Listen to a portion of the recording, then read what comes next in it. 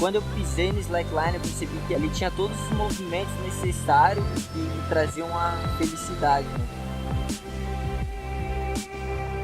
Traz muito equilíbrio emocional, equilíbrio espiritual, torna até uma familiaridade, poder estar contemplando com os irmãos.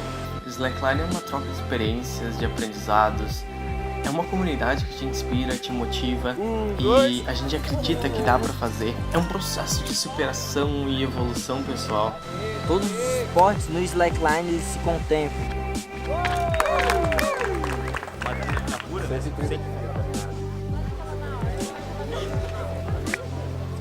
O caminho em uma fita de slackline transcende, assim, tu pode realmente dizer que existe outra vida, existe outro mundo. Muito para encontrar um esporte onde eu conseguisse me desafiar e ao mesmo tempo eu me sentisse alegre, feliz.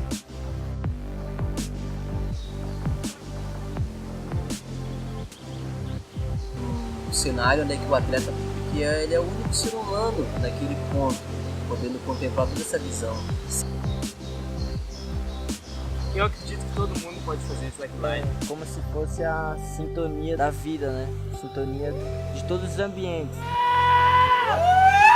Slackline é viver de verdade, assim, viver o momento presente.